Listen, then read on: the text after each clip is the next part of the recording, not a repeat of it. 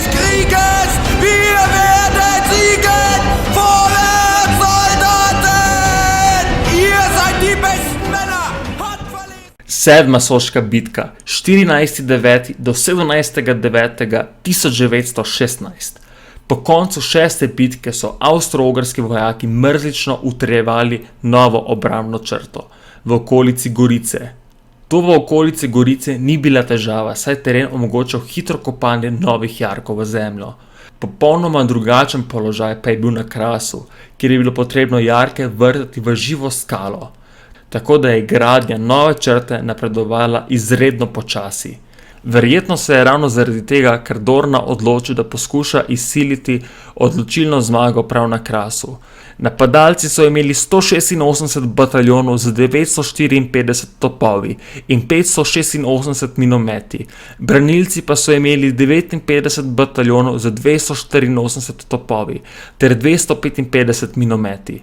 Nova bitka, ki bo sedaj sledila, se je začela 14. septembra.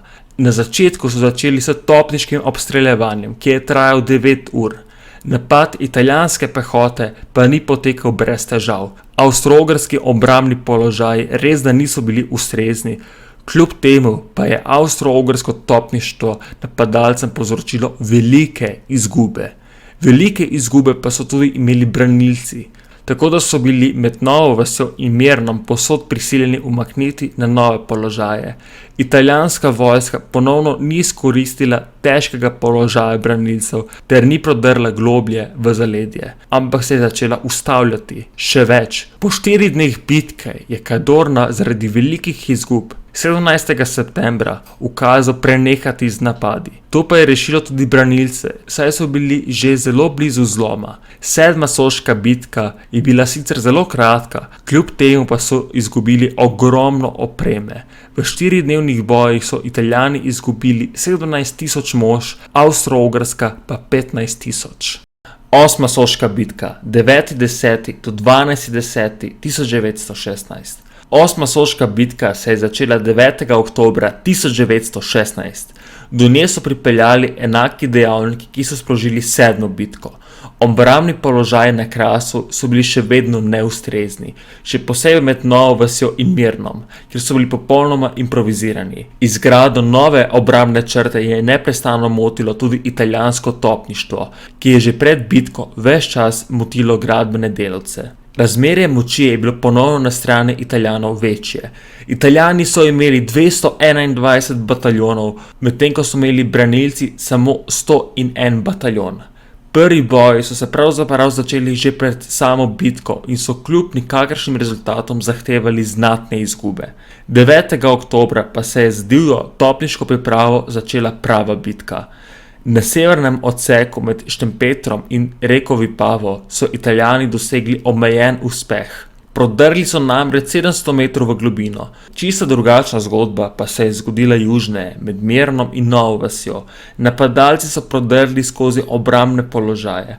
Prav pri Novi vasi so prodrli najglobje, 1,5 kilometra, s tem pa so spravili branilce v izjemno težak položaj. Ponovno pa je avstro-ogrsko vojsko rešilo italijansko poveljstvo, ki je v ključnem trenutku zaradi velikih izgub prekinilo napad. Bitka se je tako znova končala po 4 dneh, ki pa so bili spet zelo krvavi. Napadalci so izgubili 20.145 mož, izgube branilcev pa so ocenjene na 20.000. 9. soška bitka, 31.10.1916 do 4.11.1916.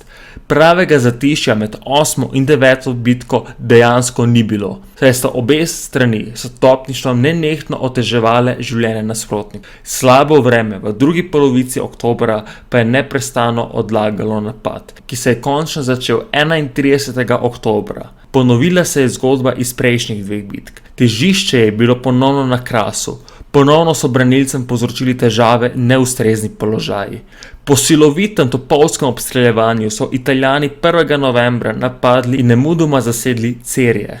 Avstro-ogrska obramba je bila šibka, tako da so napadalci prodrli vse do Kostanjevice. Tam pa se je italijanski napad ustavil. Namesto da bi prodrli še globje, so italijanski vojaki začeli utrjevati položaje. Za primer avstro-ogrskega protinapada. Bitka je trajala do 4. novembra.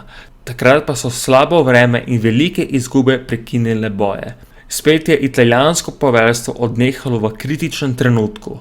Toda sama osvojitev Krasa je Italijanom in avstro-ogrskim silam povzročila res ogromne izgube. Italijani so v 5 dneh bitke izgubili 28.925 mož, branilci pa približno 28.000. In tako je tudi leto 1916 tudi prineslo Italiji prve uspehe. Zasedli so Gorico ter na Krasu prodrli dokaj globoko, kljub temu pa ti uspehi niso prinesli odločitev v končani bitki, saj je italijansko poveljstvo znova odnehalo v kritičnem trenutku. 21.11.1916 je avstro-ogrski prenesel veliko politično spremembo. Umrl je cesar Franc Jožef, nasledil ga je cesar Karel. Ta je želel spraviti Avstro-Ogrsko iz vojne, ni pa vedel, kako to narediti. 10. soška bitka 12.5.1917 do 5.6.1917. Premor med 9. in 10. bitko je trajal kar pol leta. V tem času pa je bilo veliko dogodkov, ki so vplivali na boje na soški fronti. V Rusiji je izbruhnila revolucija.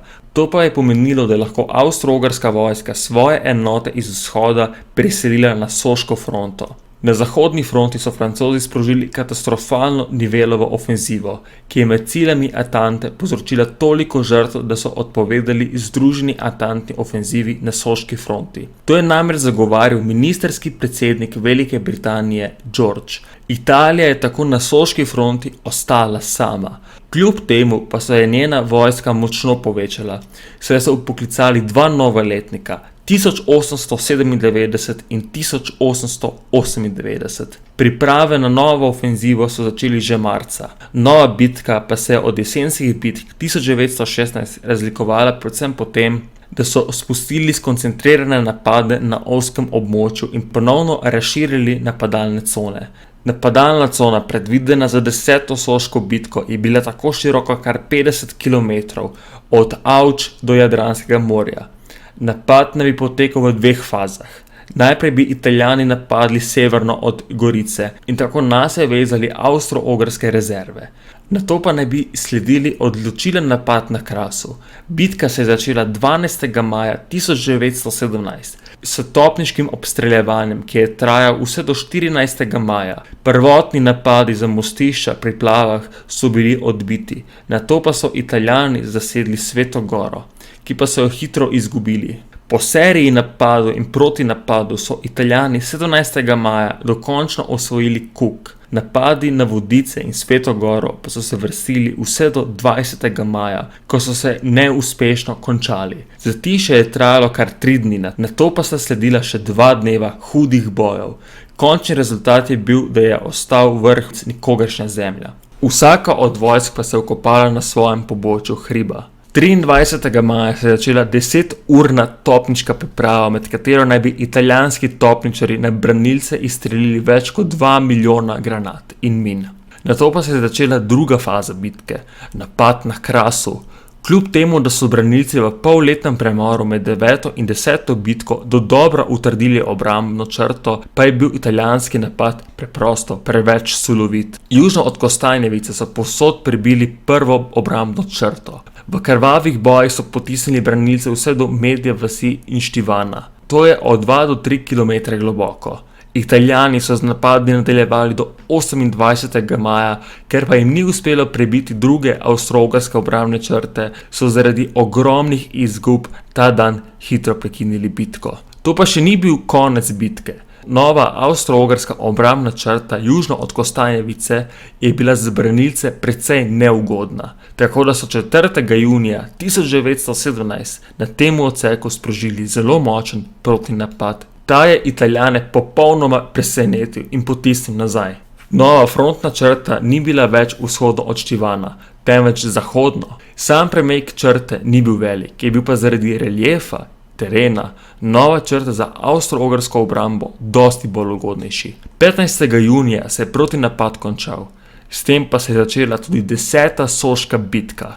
V 10. soški bitki so italijanske enote prodrle z mostišča pri Plavah in ga povezale z zasedenim ozemljem pri Gorici. Italijanske enote pa so prodrle globoko po Krasu. Kljub temu pa jim odločilni prodor ni uspel.